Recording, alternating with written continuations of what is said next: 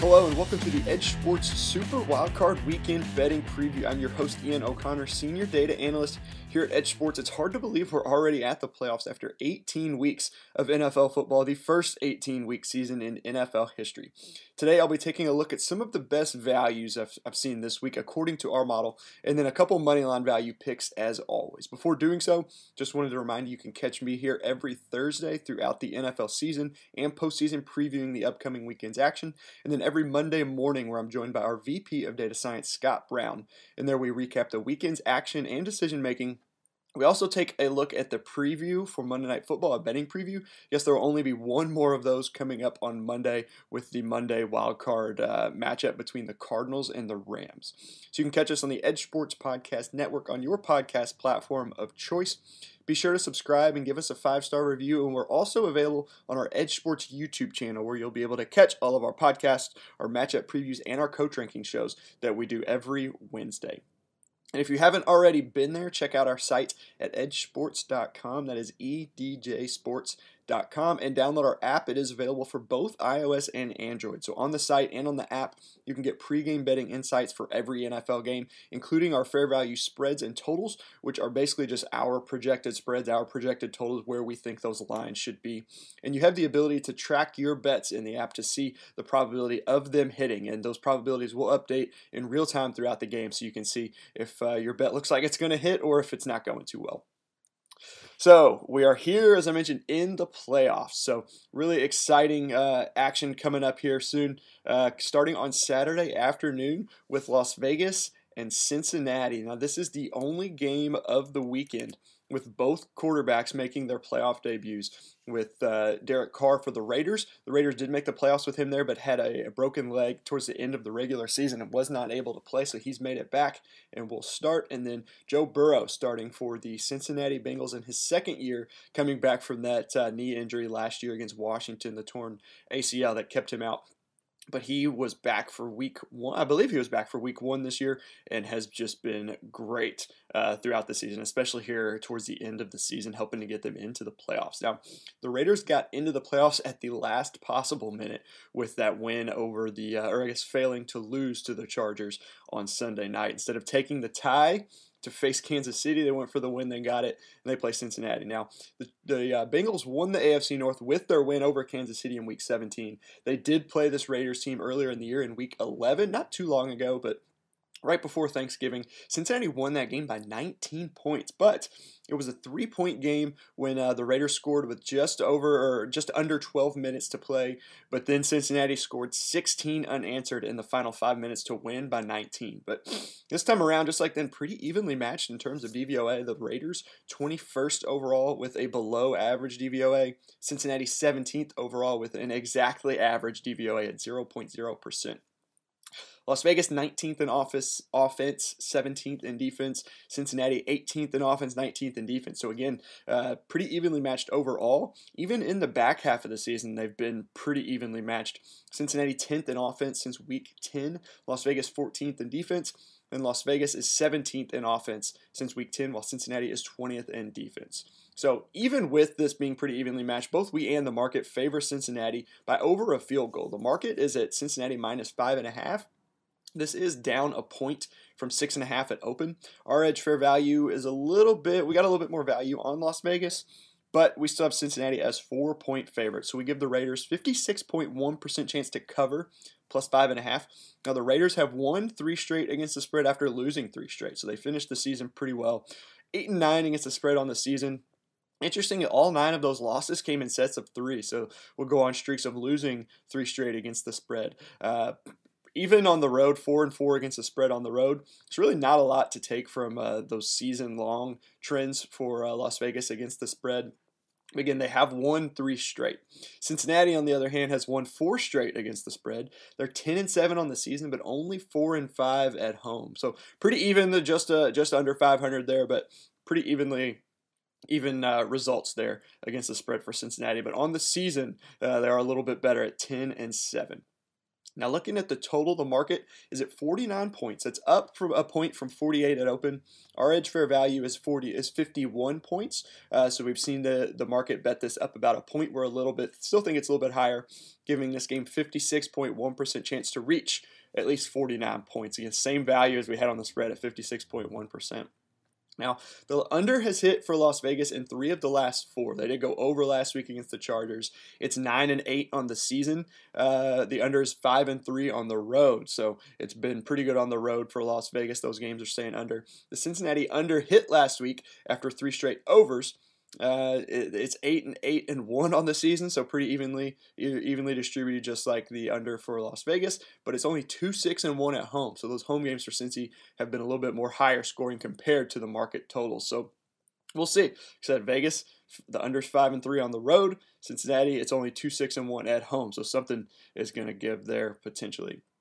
Now, nearly 2/3 of the money and the bets are on Cincinnati. I don't think that's too surprising. Vegas, while they're in the playoffs and have made it, have done it. One of their games was against a Cleveland team that was missing a lot of starters that played on a Monday afternoon. I beat the Chargers, this past week. That's a good win. Obviously, they've won the games they've needed to get into the playoffs, so don't take anything away from them. But almost 2/3 of the money and bets on Cincinnati in the public. So recapping this one, value on Las Vegas to cover and value on the over, with Vegas 56.1% chance to cover plus 5.5 and 56.1% chance for this game to reach at least 49 points or to go more. Moving on to the next game, we're going to cover the first game on Sunday afternoon. Pretty normal time for these teams, although as someone on, I think it was ESPN or NFL Network mentioned, not really, 1 o'clock game isn't really normal for Tampa Bay anymore. They've gotten a lot of primetime games in the 4:30 window since Brady's there. But looking at Philly at Tampa Bay, 1 o'clock on Sunday. Rematch from all the way back in Week 6, and that was a Thursday night game, I believe. Tampa Bay won that one 28-22.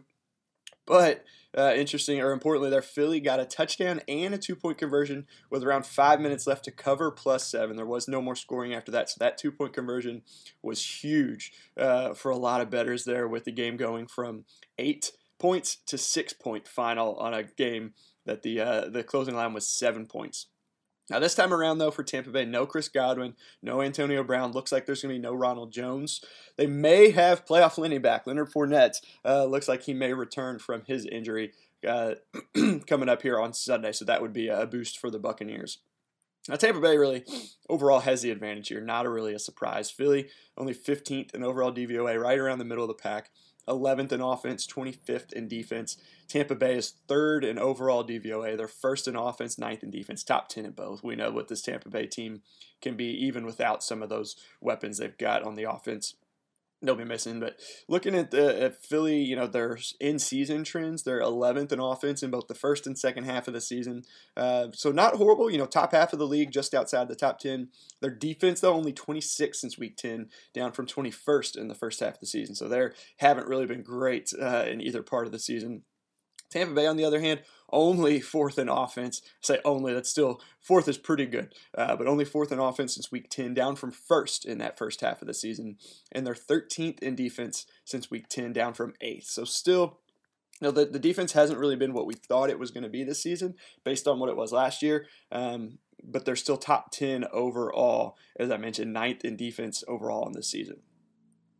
So looking at the spread on this one, Tampa Bay a little bit higher than that first matchup at -8.5. It did move to -9 at one point early on, but it's been at -8.5 now for a few days. Hasn't really been any movement there. Our edge fair value is Tampa Bay -7, so the same that it was in that first matchup. So we give Philly 56.3% chance to cover again, this time at +8.5. Now Tampa Bay 8-8 and 1 against the spread on the season. Philadelphia 5-4 against the spread on the road. Tampa Bay 9-8 on the season, again pretty even, just like Philly, but 6-2 at home. So they've been very good covering at home this season. Looking at the total, the market is at only 46 points. It's down from 48.5 at open. So pretty low compared to the other games. New England Buffalo, I believe it looks like, is the only one lower at 44 points. So this will be interesting to see, or so yeah, it's at 41 points. Pittsburgh, Kansas City is just above at 46.5. But our edge fair value is quite a bit higher at 55 points. This is our highest of the week, 3 points higher than the next closest. We've got Cincinnati, Vegas at 51, and then that Pittsburgh, Kansas City game at 52. So 55 points expected here, giving 75.5% chance to exceed 46 points. So this is our biggest, I guess you'd say, our biggest value of the week. So almost, or over 3/4 of our simulations go over 46 points. Now for Philly, the over is 4-1 in their last 5. It's 10-7 on the year, but only 4-5 on the road. Tampa Bay, though, over 9-8 on the year, so pretty even, but 5-3 at home. So they've been covering at home. They've been a little bit better with the scoring going over the total at home, and we like the chance for this to go over. And like I said, Philly is 4-1 with the over in the last 5. So that's one of our best bets of this weekend.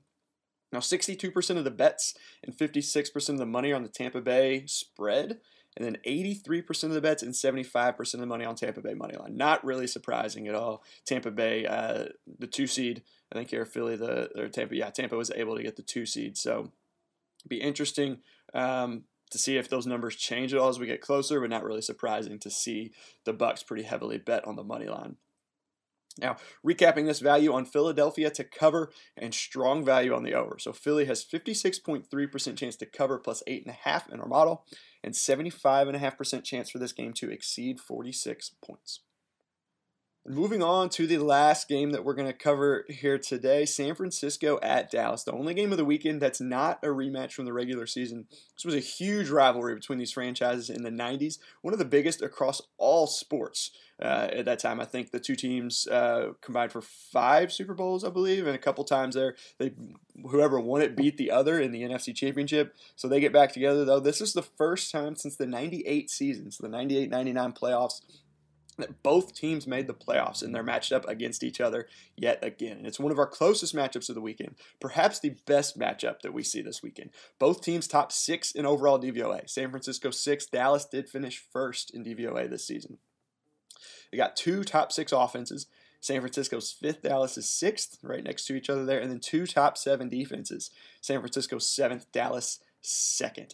Both teams here, top 10 in both offense and defense since week 10. One place Dallas could really succeed, among some others, is on deep passes. Aaron Schatz pointed out that Football Outsiders DVOA, San Francisco is 32nd defending deep passes this season.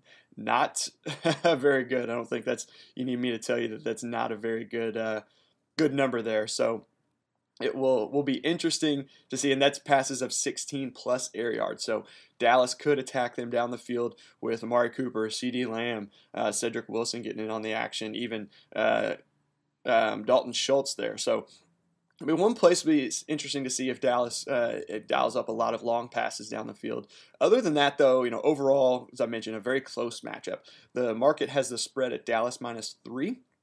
Our edge fair value is Dallas only -1, so a 48-52 win probability split. Dallas just slight favorites at 52%, but we give San Francisco 52.8% chance to cover +3.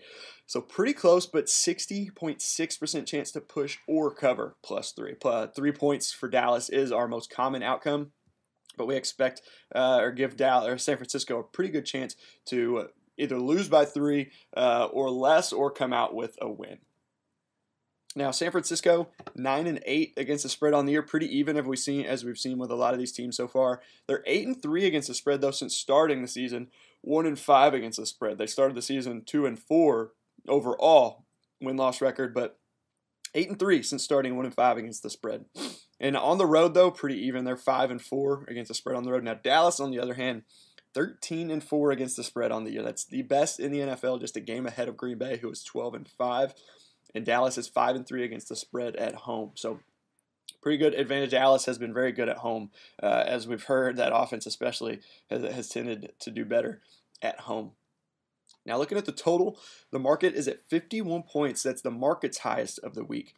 Up from 49.5 at open, so up 1.5 points. Our edge fair value is pretty close to that at 50. So we give this game 51.8% chance to fall short of 51 points. Now, 51 points actually is our most common outcome in the model, but we give this one just a very slight edge to fall short of 51 points. Now, San Francisco under is 9-8 on the year, but 3-1-1 in the last 5. So they've stayed under. The under is 5-4 on the road, has a little bit of an advantage. The Dallas under is also 9-8 on the year. The under, though, is 8-3 in their last 11 after starting 1-5. So we know we've seen that offense kind of be a little unpredictable, struggling at times. Mentioned they have been better at home, but in their last 11, the under is 8-3.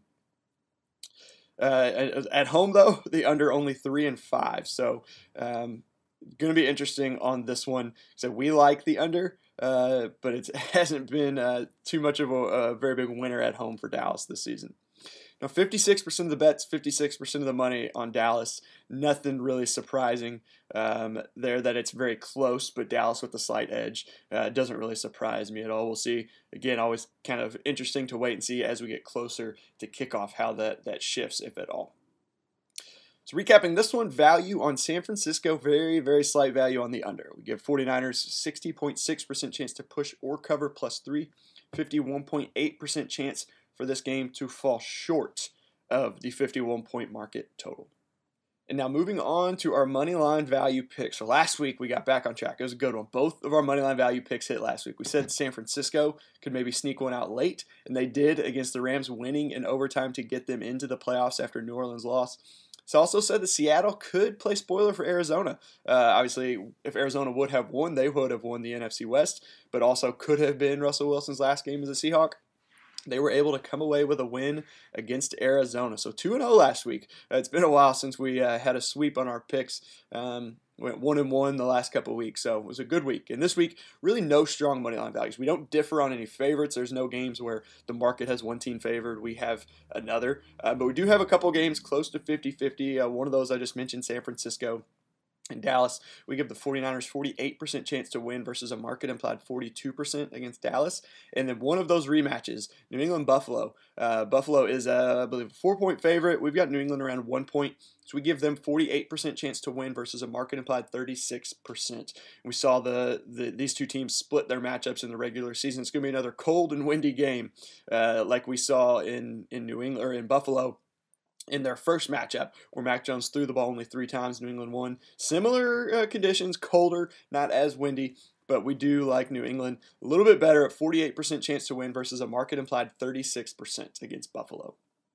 So that will wrap up our Super Wildcard Weekend preview. Just a quick recap for those of you keeping track at home. If you missed any of those, Las Vegas at Cincinnati, give the Raiders 56.1% chance to cover at +5.5, and give that game 56.1% chance to reach at least 49 points.